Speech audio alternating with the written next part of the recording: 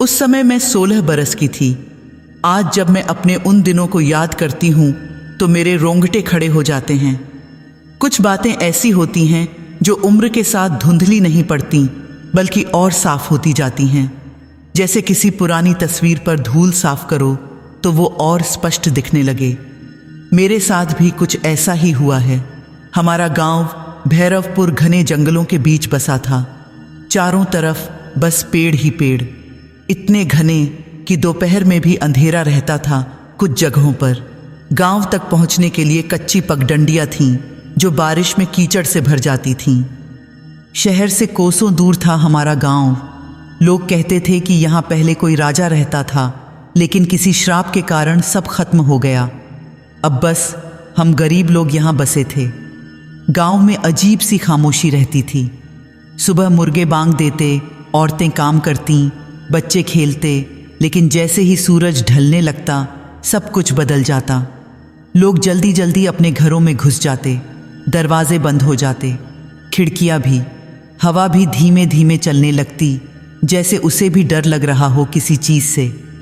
मैं बचपन से यही देखती आ रही थी, तो मुझे लगता था कि हर गांव में ऐसा ही होता होगा।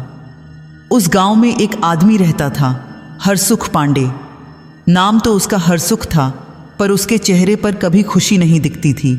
लंबा दुबला, काले रंग का, आंखें छोटी छोटी लेकिन इतनी तेज कि कोई सीधे देख नहीं पाता था।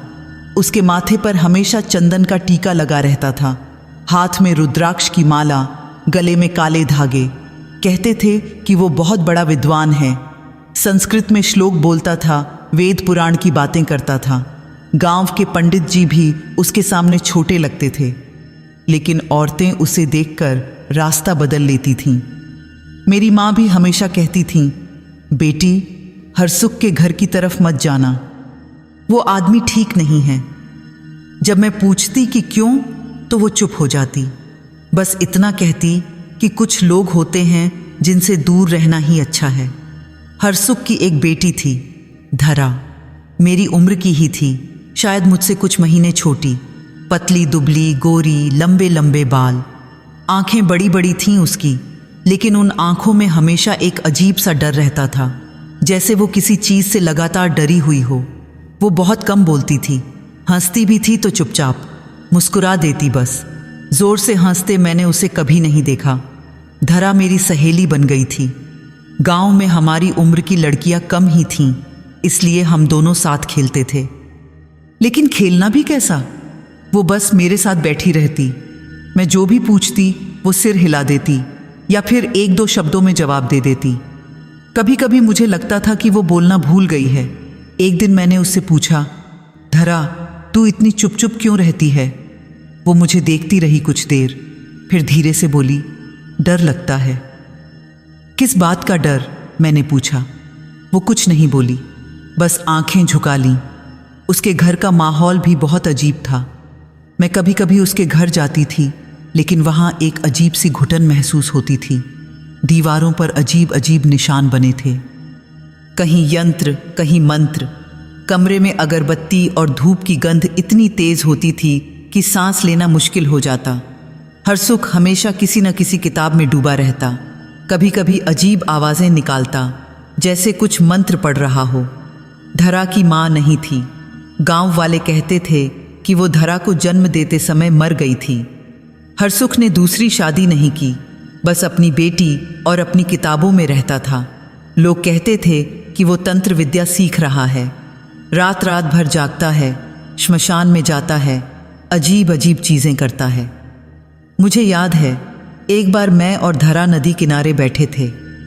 शाम का समय था, सूरज डूबने वाला था। धरा चुपचाप पानी में पत्थर फेंक रही थी।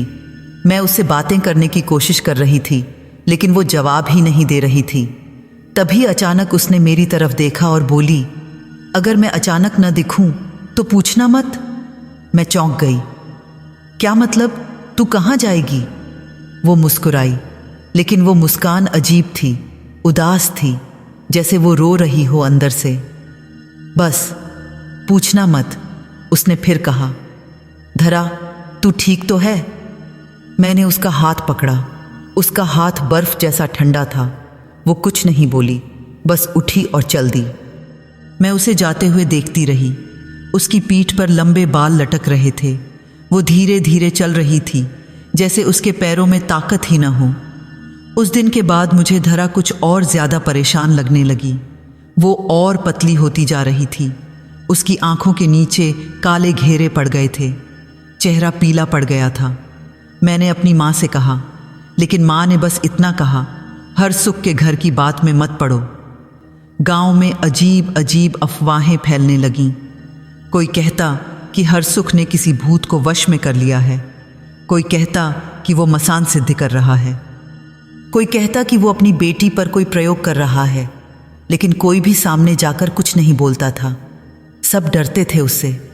रातें और डरावनी होती जा रही थीं।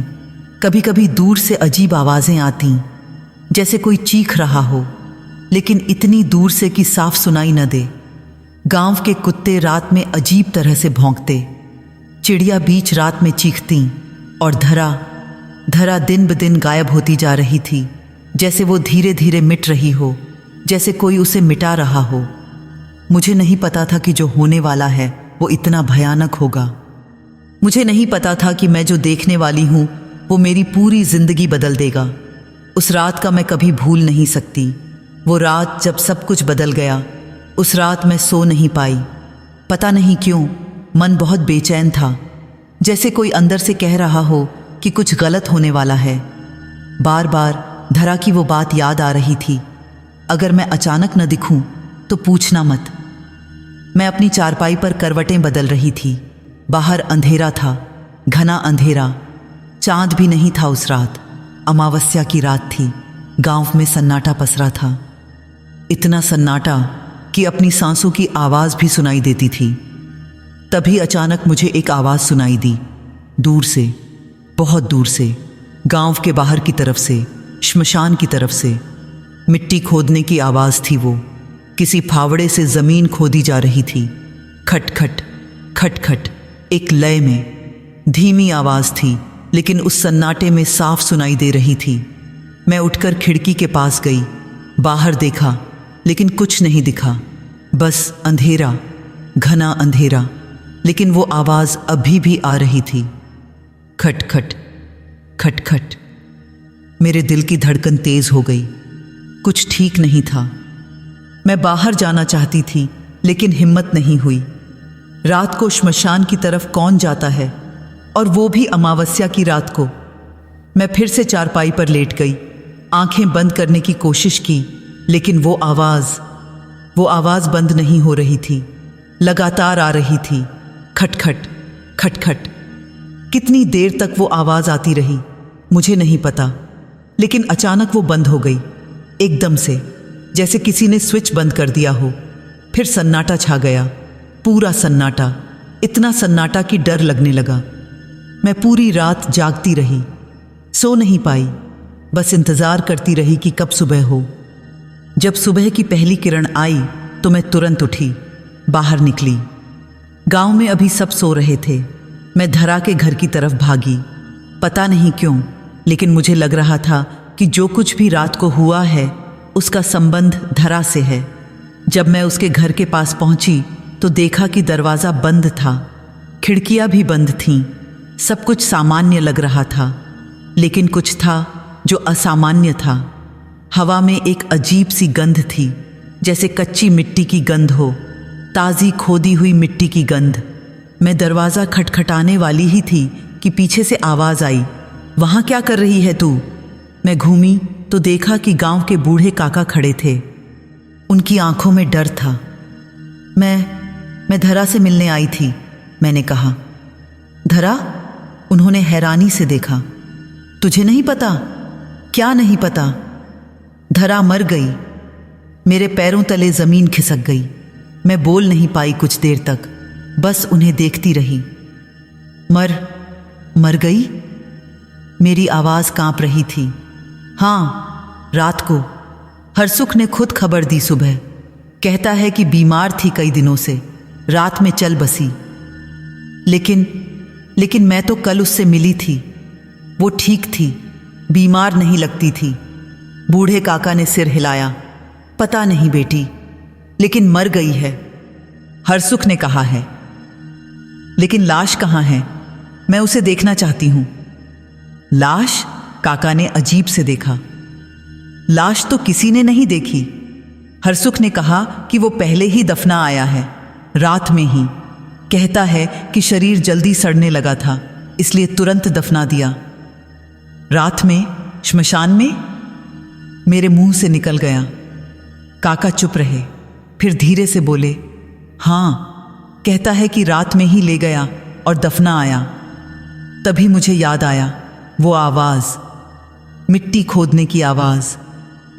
रात को श्मशान की तरफ से मेरा दिल तेजी से धड़कने लगा। नहीं, ये नहीं हो सकता। धरा मरी नहीं थी, वो जिंदा थी कल तक। और अगर मरी भी है तो किसी ने लाश क्यों नहीं देखी? कोई रोना क्यों नहीं? कोई चिता क्यों नहीं? मैं वापस अपने घर भागी, माँ से सब बताया। लेकिन माँ ने भी वही कहा जो काका ने कहा था, बेटी, ये हरसुख के घर का मामला है, हमें दखल नहीं देना चाहिए। लेकिन माँ, कुछ गड़बड़ है। धरा ठीक थी, वो अचानक कैसे मर सकती है? मौत किसी को पूछकर नहीं आती बेटी। और फिर तू तो जानती है ना कि हरसुख कैसा आदमी है। उसके घर की बातों में मत पड़। लेकिन मुझे चैन नहीं मिल रहा था। पूरे दिन मैं बेचैन रही। धरा की बात बार बार याद आ रही थी। अगर मैं अचानक न दिखूं तो पूछना मत। क्या वो जानती थी? क्या उसे पता था कि उसके साथ क्या होने वाला है? शाम को गांव में चर्चा हो रही थी। लोग फुसफुसा रहे थे। कोई कह रहा था कि हरसुख ने अपनी बेटी को मार दिया। कोई कह रहा था कि वो तंत्र सिद्धि के लिए बलि चाहता था। कोई कह रहा था कि सबसे शक्तिशाली बलि कांडी अपनी ही संतान की होती है। मैं ये सब सुन रही थी और मेरे रोंगटे खड़े हो रहे थे। क्या सच में हरसुख ने? नहीं, ये नहीं हो सकता। कोई अपनी बेटी के साथ ऐसा नहीं कर सकता। लेकिन फिर मुझे वो आवाज़ याद आई, रात की, मिट्टी खोदने की आवाज़। और धरा की वो आंखें याद आईं, वो डरी हुई आंखें, जैसे वो जानती थी कि उसके साथ क्या होने वाला है। उस रात मैं फिर सो नहीं पाई। मैं खिड़की से बाहर देख रही थी, हरसुख के घर की तरफ। घर में अंधेरा था, कोई दिया नहीं जल रहा था, कोई आवाज़ नहीं आ रही थी, बस सन्नाटा था, मौत जैसा सन्नाटा।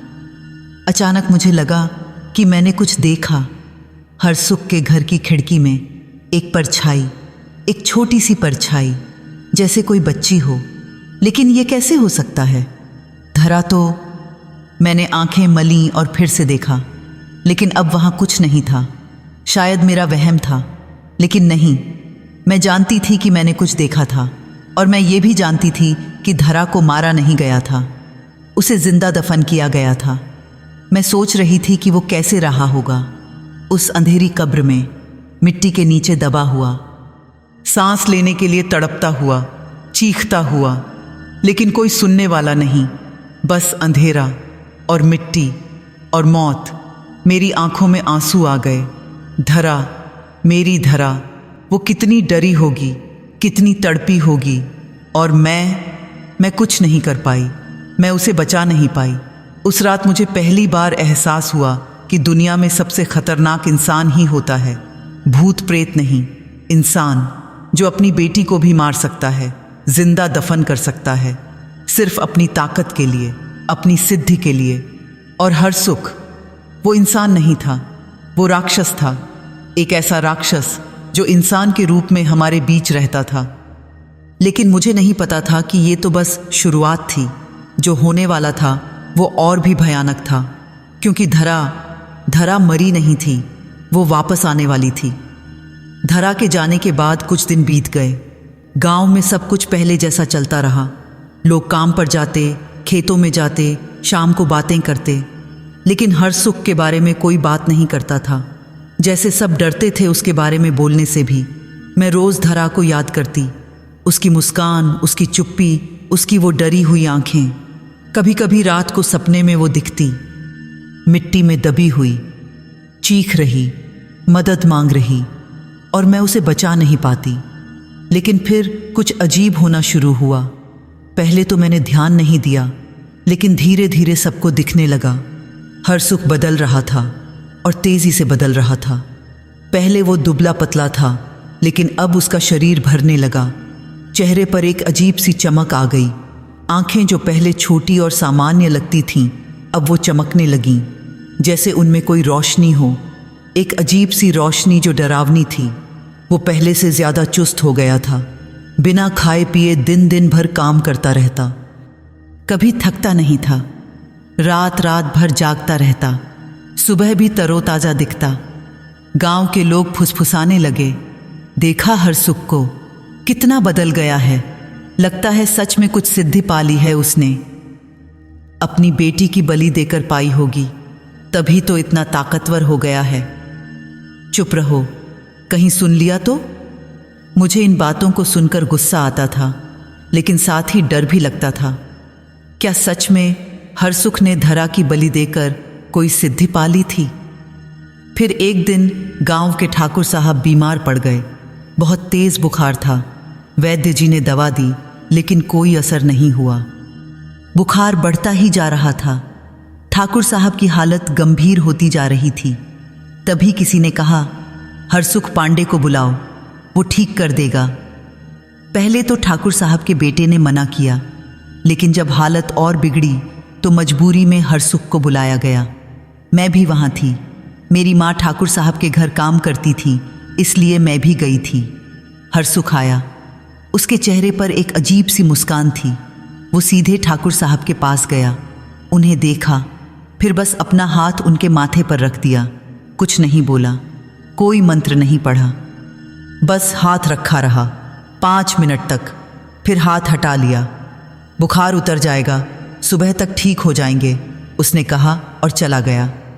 हम सब हैरान थे, क्या इतने से ठीक हो जाएंगे? लेकिन अगली सुबह जब मैं गई तो देखा कि ठाकुर साहब बिल्कुल ठीक थे। बुखार गायब था। वो उठकर बैठे थे और खाना खा रहे थे। गांव में हरसुख की चर्चा होने लगी।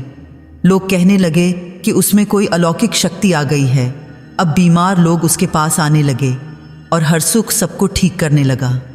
किसी का सिर दर्द था तो बस हाथ रख देता और ठीक हो जाता, तो बस हाथ रखा।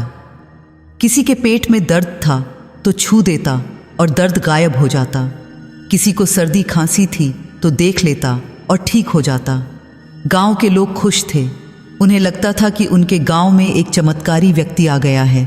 अब उन्हें शहर जाकर डॉक्टर के पास नहीं जाना पड़ेगा। लेकिन मैं खुश नहीं थी। मुझे पता था कि ये शक्ति कहाँ से आई है। धरा के खून से, उसकी ज़िंदगी से, उसकी मौत से। मैं हरसुख को देखती थी और मुझे घृणा होती थी।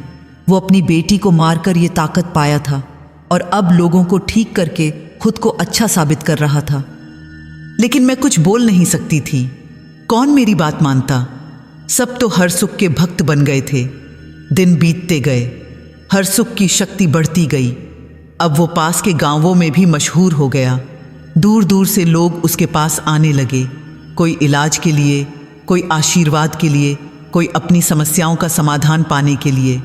हरसुख का घर अब पहले से ज़्यादा अंधेरा हो गया था। खिड़कियां हमेशा बंद रहतीं, दरवाज़ा भी ज़्यादातर बंद ही रहता। बस सुबह कुछ घंटों के लिए खुलता जब लोग इलाज के लिए आते। मैं कभी कभी उस घर की तरफ देखती। धरा का कमरा अब खाली था। खिड़की से अंधेरा दिखता था, जैसे वहाँ कोई रोशनी ही न हो, जैसे वो कमरा मर गया हो। एक दिन शाम को मैं घर वापस आ रही थी। रास्ता हरसुख के घर के पास से होकर जाता था। अचानक मेरे कदम रुक गए। हरसुख के घर की खिड़की के नीचे मिट्टी में नन्हे पांवों के निशान थे, बच्चे के पांवों के निशान। धरा के पांवों जितने छोटे। मेरा दिल तेजी से धड़कने लगा। मैं झुककर उन निशानों को देखने लगी। वो ताज़े थे, अभी अभी बने थे और वो खिड़की से शुरू होकर दरवाजे तक जाते थे। जैसे कोई रात को खिड़की के नीचे खड़ा रहा हो और फिर दरवाजे तक गया हो, लेकिन दरवाजे के आगे निशान नहीं थे, जैसे वो अंदर चला गया हो। मैं सीधी खड़ी हुई। मेरी सांसें तेज हो रही थीं। कौन था वो? कौन रात को हरसुख के घर आता था? और सबसे बड़ा सवाल, क्या वो धरा थी? नहीं, ये नहीं हो सकता। धरा तो मर गई थी। उसे दफना दिया गया था। लेकिन फिर ये निशान किसके थे? मैं घर भागी, माँ से कुछ नहीं कहा। रात को खाना खाया और सोने की कोशिश की, लेकिन नींद नहीं आई। बस वो पाँवों के निशान याद आते रहे। आधी रात को मैं उठी, खिड़की के पास गई और बाहर देखा। हरसुख के घर में एक मध्यम सी रोशनी थी, जैसे एक दिया जल रहा हो। और फिर मैंने देखा एक परछाई, एक छोटी सी परछाई खिड़की के पास, बिल्कुल स्थिर, जैसे कोई खड़ा हो वहाँ। मेरी सांसें रुक गईं। वो कौन था? और तभी वो परछाई हिली धीरे धीरे और दरवाजे की तरफ बढ़ी। मैं देखती रही। मेरा पूरा शरीर कांप रहा था, लेकिन मैं देखना बंद नहीं कर पाई। वो परछाई दरवाजे तक पहुंची और फिर अंदर चली गई। दरवाज़ा खुला नहीं था, लेकिन वो अंदर चली गई, जैसे दीवार के पार निकल गई हो। मेरे मुंह से चीख निकलने वाली थी, लेकिन मैंने अपना मुंह दबा लिया। अब मुझे यकीन हो गया था, हरसुख के घर में कोई आता था हर रात, और वो शायद धरा ही थी। उस रात के बाद से मैं हर रात जागती रही, खिड़की से हरसुख के घर को देखती रही। मुझे यकीन करना था कि जो मैंने देखा था वो सच था या मेरा वहम। कुछ रातें बीत गईं, कुछ नहीं दिखा, लेकिन फिर वो रात आई, अमावस्या की रात, ठीक उसी तरह की रात जिस रात धरा को दफनाया गया था। मैं जागी हुई थी, खिड़की के पास बैठी थी। बाहर घना अंधेरा था, गांव में सब सो चुके थे, सन्नाटा पसरा था। तभी मैंने देखा श्मशान की तरफ से कुछ आ रहा था, एक छोटी सी आकृति, धीरे धीरे, बहुत धीरे धीरे, जैसे चलना मुश्किल हो रहा हो। मेरा दिल तेजी से धड़कने लगा। वो गांव की तरफ आ रहा था, हरसुख के घर की तरफ आ रहा था। जैसे जैसे वो पास आया, मैं साफ देख पाई, एक लड़की थी, छोटी सी लड़की। उसके कपड़े मिट्टी से सने थे, बाल बिखरे हुए थे, पूरे शरीर पर मिट्टी लगी थी, और वो धरा थी। मेरे मुंह से आवाज़ नहीं निकली, मैं बस देखती रही। मेरा पूरा शरीर कांप रहा था। धरा धीरे धीरे चल रही थी, जैसे उसे चलना याद नहीं रह गया हो, जैसे उसके पैरों में ताकत न हो। वो लड़खड़ाती हुई चल रही थी। उसने सिर उठाया और मेरी तरफ देखा। उसकी आंखें खाली थीं, कोई भाव नहीं था, न डर, न दुख, न गुस्सा, बस खालीपन था। मैं अपनी चीख दबाना चाहती थी, लेकिन आवाज़ ही नहीं निकल रही थी। मैं बस देखती रही। धरा मेरी तरफ से नज़रें हटाकर हरसुख के घर की तरफ बढ़ी। वो दरवाजे तक पहुंची। दरवाज़ा बंद था, लेकिन उसने दस्तक नहीं दी। वो बस वहीं खड़ी रह गई, स्थिर, जैसे कोई मूर्ति हो। कुछ देर बाद दरवाज़ा खुला, हरसुख बाहर आया। उसने धरा को देखा, लेकिन कोई हैरानी नहीं दिखाई, जैसे उसे पता था कि वो आएगी। धरा अंदर चली गई। हरसुख ने दरवाज़ा बंद कर दिया। मैं वहीं खड़ी रही, सदमे में। मैंने क्या देखा था? क्या वो सच में धरा थी? लेकिन कैसे? वो तो मर गई थी, या फिर वो मरी नहीं थी? मेरे दिमाग में 1000 सवाल घूम रहे थे। मैं समझ नहीं पा रही थी कि क्या हो रहा है। अगली सुबह मैं सीधे हरसुख के घर गई। मैंने हिम्मत जुटाई और दरवाज़ा खटखटाया। हरसुख ने दरवाज़ा खोला। उसकी आंखों में एक अजीब सी चमक थी, जैसे वो मुझे देखकर मुस्कुरा रहा हो। क्या चाहिए? उसने पूछा। मैं धरा से मिलना चाहती हूँ, मैंने कहा। मेरी आवाज़ कांप रही थी। हरसुख की मुस्कान गायब हो गई। धरा मर गई है, तुझे पता है। लेकिन मैंने रात को... मैं रुक गई। मैं क्या कहती कि मैंने धरा को देखा, कि वो श्मशान से आई थी? तूने क्या देखा? हरसुख ने तीखी नज़रों से देखा। कुछ नहीं, मैंने कहा और वापस जाने लगी। रुक, हरसुख ने आवाज़ दी। मैं रुक गई, पीछे मुड़कर देखा। जो तूने देखा उसके बारे में किसी से मत कहना, समझी? उसकी आवाज़ में धमकी थी। मैं डर गई, सिर हिलाया और भागी। घर आकर मैं माँ से सब कुछ कहना चाहती थी, लेकिन फिर सोचा कि कौन मानेगा। सब कहेंगे कि मैं पागल हूं या फिर बुरा सपना देखा है, लेकिन मैं जानती थी कि वो सपना नहीं था, वो सच था। धरा वापस आ रही थी। हर रात और हर सुख जानता था। कुछ दिन और बीते। मैं हर रात जागती, धरा को देखने की कोशिश करती, लेकिन वो फिर नहीं दिखी। शायद वो सिर्फ अमावस्या की रात को आती थी। एक दिन मैंने गांव के बूढ़े काका से पूछा। वो बहुत कुछ जानते थे। काका, अगर किसी को जिंदा दफना दिया जाए तो क्या होता है? काका ने चौंक कर मुझे देखा। ये कैसा सवाल है बेटी? बस मैंने कहीं सुना था तो सोचा आपसे पूछ लूं। काका ने लंबी सांस ली।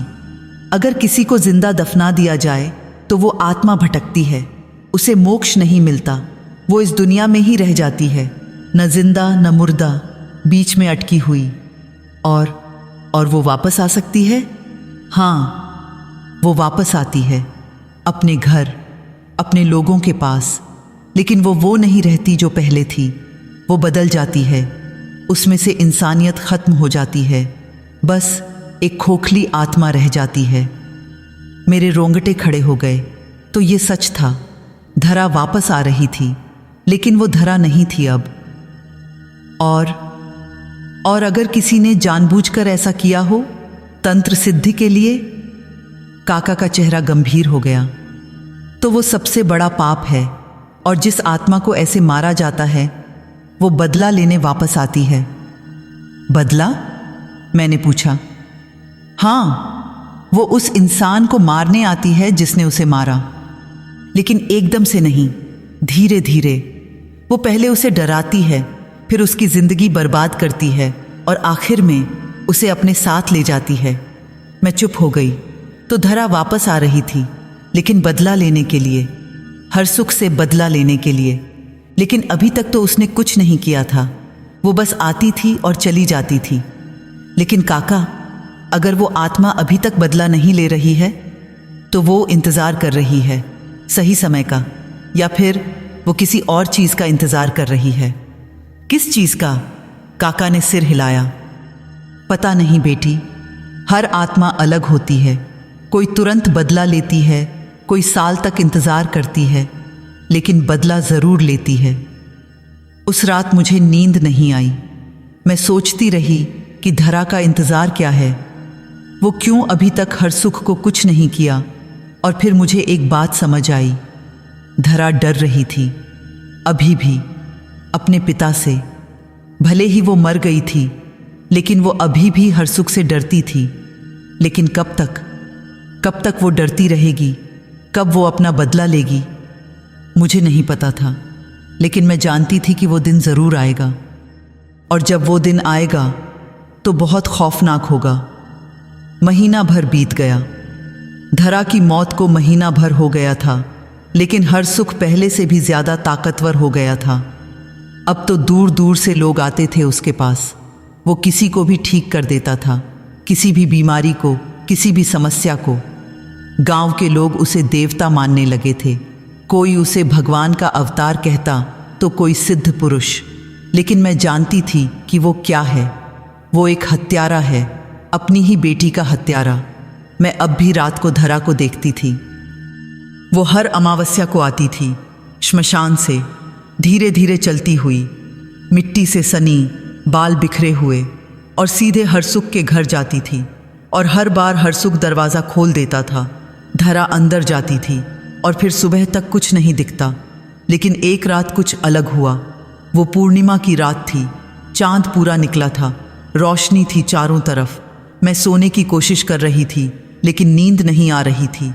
तभी मुझे एक आवाज़ सुनाई दी, चीख की आवाज़, लेकिन इतनी धीमी, इतनी दबी हुई कि शायद सिर्फ मुझे ही सुनाई दी। मैं उठी और खिड़की से देखा। हरसुख के घर से आवाज़ आ रही थी। मैंने ध्यान से सुना। वो हरसुख की आवाज़ थी। वो चीख रहा था, लेकिन धीरे धीरे, जैसे वो चीखना चाहता है लेकिन ज़ोर से चीख नहीं पा रहा। मेरा दिल तेज़ी से धड़कने लगा। क्या हो रहा था वहाँ? मैं बाहर जाना चाहती थी, लेकिन हिम्मत नहीं हुई। रात का समय था और हरसुख का घर, वहाँ कौन जाता है रात को? चीखें कुछ देर तक आती रहीं, फिर अचानक बंद हो गईं, एकदम से, जैसे किसी ने स्विच बंद कर दिया हो। फिर सन्नाटा छा गया, पूरा सन्नाटा। मैं डर गई। मैंने अपने माँ बाप को जगाने की सोची, लेकिन फिर रुक गई। वो मानेंगे नहीं, कहेंगे कि सपना देखा होगा। मैं पूरी रात जागती रही, सुबह होने का इंतज़ार करती रही। जब सुबह हुई तो मैं तुरंत बाहर निकली। गांव में सब कुछ सामान्य था, लोग अपने काम में लगे थे, किसी ने कुछ नहीं सुना था। मैं हरसुख के घर की तरफ गई। दरवाज़ा बंद था, खिड़कियाँ भी बंद थीं, कोई हलचल नहीं थी। मैंने दरवाज़ा खटखटाया, कोई जवाब नहीं आया। मैंने फिर खटखटाया, लेकिन फिर भी कोई जवाब नहीं। हरसुख पांडे जी, मैंने आवाज़ दी, लेकिन कोई जवाब नहीं आया। तभी गांव के कुछ लोग वहां आ गए। उन्हें भी अजीब लगा कि हरसुख दरवाज़ा क्यों नहीं खोल रहा। तोड़ दो दरवाज़ा, किसी ने कहा। दरवाज़ा तोड़ा गया। हम सब अंदर गए। घर खाली था, कोई नहीं था, हरसुख नहीं था। हमने पूरा घर खंगाला, हर कमरे में देखा, लेकिन हरसुख कहीं नहीं था। उसका बिस्तर खाली था, चादर फटी हुई थी, जैसे किसी ने जोर से खींचा हो, और बिस्तर के पास मिट्टी थी, ताज़ी मिट्टी, और उस मिट्टी में छोटे छोटे पांवों के निशान। मेरा दिल बैठ गया। मैं समझ गई कि क्या हुआ था। धरा आई थी रात को, और वो हरसुख को। देखो, यहाँ खून है, किसी ने चीख कर कहा। फर्श पर खून के धब्बे थे, और वो खून के धब्बे दरवाजे तक जाते थे, जैसे किसी को घसीटा गया हो। गांव के लोग घबरा गए। हरसुख कहाँ गया? क्या हुआ उसे? चलो ढूंढते हैं, काका ने कहा। हम सब गांव में ढूंढने निकले, हर जगह देखा, लेकिन हरसुख कहीं नहीं मिला। फिर किसी ने कहा, श्मशान में देखा है? सब चुप हो गए। कोई श्मशान जाना नहीं चाहता था, लेकिन आखिर में कुछ लोग हिम्मत करके गए। मैं भी उनके साथ गई। मुझे पता था कि वहाँ क्या मिलेगा। जब हम श्मशान पहुँचे तो सब रुक गए। वहाँ बीच में एक कब्र खुली हुई थी, धरा की कब्र। हम सब उस कब्र के पास गए, और जो हमने देखा वो देखकर हमारी सांसें रुक गईं। कब्र के अंदर 2 कंकाल थे, एक छोटा, एक बड़ा। छोटा कंकाल धरा का था, उसकी हड्डियां अभी भी ताज़ी थीं। गले पर निशान थे, वो निशान जो किसी के हाथों से दबाने से बनते हैं। और बड़ा कंकाल, वो हरसुख का था। लेकिन ये कैसे हो सकता है? हरसुख तो कल रात तक जिंदा था, उसका कंकाल कैसे बन गया? ये कैसे संभव है? किसी ने कांपती आवाज में पूछा। काका ने सिर हिलाया। जब कोई आत्मा बदला लेती है तो वो अपने साथ ले जाती है, पूरी तरह, शरीर, आत्मा, सब कुछ। हम सब चुप थे, कोई कुछ नहीं बोल रहा था। मैं उस कब्र को देख रही थी। धरा वापस आ गई थी अपनी कब्र में, लेकिन अकेली नहीं, अपने पिता के साथ। उस पिता के साथ जिसने उसे जिंदा दफनाया था, जिसने उसकी जान ली थी, जिसने अपनी ताकत के लिए अपनी ही बेटी को मार डाला था। और अब वो पिता भी वहीं था, उसी कब्र में, अपनी बेटी के साथ, हमेशा के लिए। गांव वाले डर गए। उन्होंने तुरंत वो कब्र भर दी। कोई पूजा पाठ नहीं हुआ, बस मिट्टी भर दी और वहाँ से चले गए। लेकिन मैं वहीं खड़ी रही, उस कब्र को देखती रही। माफ़ कर धरा, मैंने धीरे से कहा। मैं तुझे बचा नहीं पाई। हवा चली, जैसे किसी ने जवाब दिया हो, जैसे धरा ने कहा हो, कोई बात नहीं, अब मैं आज़ाद हूँ। मैं रो पड़ी, वहीं खड़े खड़े, उस कब्र के सामने, अपनी सहेली की कब्र के सामने। हमने सोचा था कि सब खत्म हो गया, हरसुख मर गया, धरा को न्याय मिल गया, अब सब कुछ सामान्य हो जाएगा। लेकिन कुछ खत्म नहीं हुआ था। हरसुख की मौत के बाद उसका घर खाली पड़ा रहा। कोई उस घर के पास नहीं जाता था। लोग डरते थे, कहते थे कि वो घर अभिशप्त है। कुछ दिन बीत गए, गांव में सब कुछ फिर से सामान्य होने लगा। लोग अपने काम में लग गए, हरसुख और धरा को भूलने लगे। लेकिन मैं नहीं भूल पाई। हर रात मुझे धरा याद आती, उसकी आंखें, उसकी चुप्पी, उसका डर, सब कुछ याद आता। एक रात मैं फिर सो नहीं पाई। खिड़की के पास बैठी थी, बाहर देख रही थी, तभी मैंने देखा हर सुख के घर में रोशनी थी, मध्यम सी रोशनी, जैसे एक दिया जल रहा हो। मेरा दिल तेजी से धड़कने लगा। घर तो खाली था, फिर रोशनी कैसे? मैं उठी और बाहर गई। धीरे धीरे उस घर की तरफ बढ़ी। मेरे पैर कांप रहे थे, लेकिन मैं रुकी नहीं।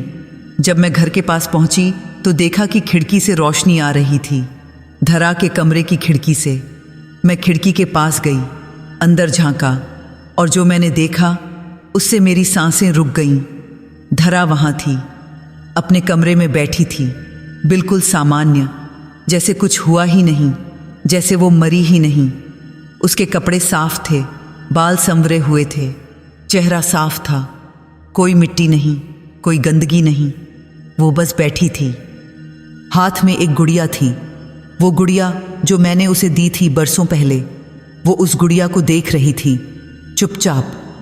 मैं कुछ नहीं बोल पाई, बस देखती रही। तभी धरा ने सिर उठाया और मेरी तरफ देखा।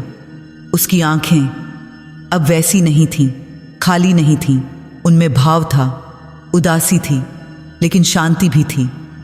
वो मुस्कुराई, धीरे से, वैसे ही जैसे वो पहले मुस्कुराती थी। मेरी आंखों में आंसू आ गए। मैं खिड़की पर हाथ रख दिया, जैसे उसे छूना चाहती थी। धरा भी उठी और खिड़की के पास आई। उसने अपना हाथ कांच पर रखा, ठीक मेरे हाथ के सामने। हम दोनों ऐसे खड़े रहे कुछ देर, बस एक दूसरे को देखते हुए। फिर धरा ने धीरे से सिर हिलाया, जैसे कह रही हो, मैं ठीक हूँ, अब तू चिंता मत कर। मैं रोने लगी, जोर जोर से। सब कुछ बाहर निकल आया, वो सारा दर्द, वो सारा डर, वो सारी बेबसी। जब मैंने फिर से देखा तो धरा नहीं थी, कमरा खाली था, रोशनी भी गायब हो गई थी। मैं वहीं खड़ी रही बहुत देर तक, फिर धीरे धीरे घर वापस आ गई। अगले दिन मैंने गांव वालों से कहा, लेकिन किसी ने नहीं माना। कहा कि मैं सपना देख रही हूँ, या फिर डर से मेरा दिमाग खराब हो गया है। लेकिन मैं जानती थी कि वो सच था। धरा वापस आ गई थी, अपने घर में, अपने कमरे में। उसके बाद से मैंने कई बार उसे देखा, रात को खिड़की से। वो अपने कमरे में होती, कभी गुड़िया के साथ खेलती, कभी खिड़की से बाहर देखती, कभी बस बैठी रहती। वो कभी बाहर नहीं आती थी, बस अपने कमरे में रहती थी, जैसे उसे वहीं रहना पसंद हो। धीरे धीरे गांव के और लोगों ने भी देखना शुरू किया। पहले तो वो डरे, कहने लगे कि भूतनी है, लेकिन फिर उन्हें एहसास हुआ कि धरा किसी को नुकसान नहीं पहुंचा रही थी, वो बस वहां थी। कुछ लोगों ने उस घर को तोड़ने की सोची, लेकिन जब भी कोई कोशिश करता, उसे तेज बुखार आ जाता या फिर कोई दुर्घटना हो जाती, तो लोगों ने छोड़ दिया। वो घर वैसे ही रहने दिया। साल बीतते गए, मैं बड़ी हो गई, शादी हो गई, बच्चे हुए, लेकिन मैं गांव नहीं छोड़ी, यहीं रही। और धरा भी यहीं रही, अपने घर में, अपने कमरे में। आज मैं बूढ़ी हो गई हूँ, मेरे बाल सफ़ेद हो गए हैं, चेहरे पर झुर्रियाँ पड़ गई हैं, लेकिन धरा वैसी की वैसी है, 16 साल की, वैसी ही जैसी वो उस दिन थी। कभी कभी रात को मुझे लगता है कि मेरे बिस्तर के नीचे कोई बैठा है। मैं झुककर देखती हूँ, लेकिन कुछ नहीं दिखता। लेकिन मुझे पता है कि वो धरा है, वो मुझसे मिलने आई है। पहले मुझे डर लगता था, लेकिन अब नहीं। अब तो मुझे अच्छा लगता है। मेरी सहेली मुझसे मिलने आती है। गांव के लोग अब भी उस घर से डरते हैं, लेकिन मैं नहीं डरती।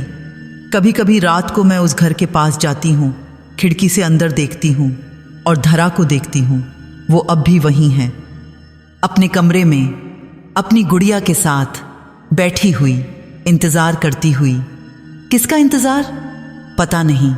शायद अपनी माँ का, या फिर शायद मेरा।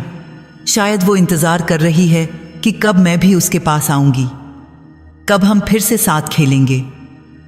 कल रात मैंने एक सपना देखा। सपने में धरा मेरे पास आई, मुस्कुराई और बोली, जल्दी आजा, मैं इंतज़ार कर रही हूँ।